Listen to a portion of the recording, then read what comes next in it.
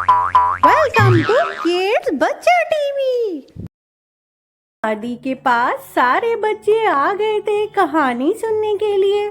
दादी भी थोड़ी देर घर के बाहर निकली ही थी कि सारे बच्चे आके बोलते हैं अरे हाँ, सुनाती हूँ।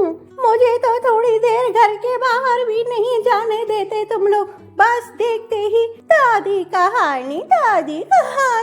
ठीक है, आज आप बच्चों को ऐसी कहानी सुनाऊंगी जो मन खुश हो जाएगा तुम लोगों का। कहा बहुत समय पहले की बात है, एक गांव में रामू नाम का एक बूढ़ा किसान रहता था।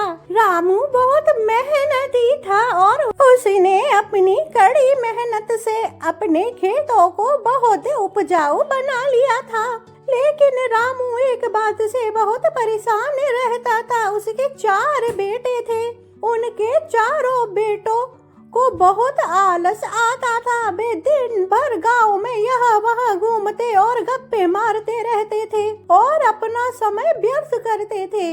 उन्हें न तो घर के काम की चिंता थी और न ही पिता के ढलते शरीर की। रामू को हमेशा यही चिंता सताती थी कि उनके जाने के बाद उनके बेटों का क्या होगा। एक दिन रामू बहुत बीमार पड़ गया। उसे लगा कि अब उसका अंतिम समय निकट है। उसने अपने चारों बेटों को पास बुलाया और कहने लगा, मेरे बच्चों, अब मैं ज्यादा दिनों का मेहमान नहीं हूँ। मरने से पहले मैं तुम्हें एक राज बताना चाहता हूँ। हमारे पुरखों ने हमारे खेतों में बहुत सारा खजाना छिपा रखा था।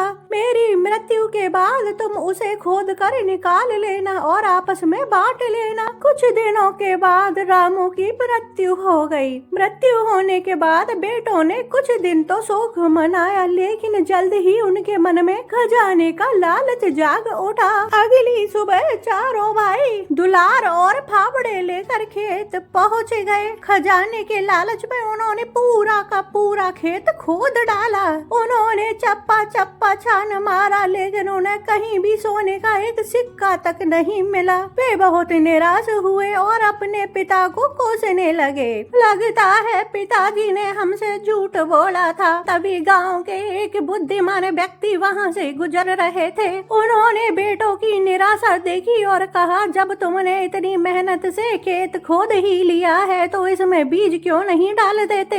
अब बारिश का मौसम भी आने वाला ही है। चारों भाइयों ने सोचा कि खेत तो खुदा हुआ ही है, चलो बीज भी डाल ही देते हैं। उन्होंने खेत में अच्छी किस्म के अनाज बो दिए। उस साल बारिश बहुत अच्छी हुई। चूंकि खेत अच्छी तरह खुदा हुआ था, इसीलिए फसल ऐसी लहराई जैसे पहले कभी नहीं लहराई थी। पूरा खेत सोने की तरह चमकने लगा, अनाज से भर गया। जब बेटों ने इतनी शानदार फसल देखी तो उन्होंने अपने पिता की बात समझ ली। वे समझ गए थे कि पिता ने किसी गड़े हुए सोने की बात नहीं कही थी, बल्कि मेहनत की ही बात कही थी। मेहनत ही असली खजाना है जो इंसान को कभी भूखा नहीं रहने देता। चारों भाइयों ने फसल बेची और उन्हें बहुत मुनाफा हुआ। उसके बाद वे चारों भाइयों ने आलस त्याग दिया और मेहनत से खेती करने लगे। कहानी की सीख,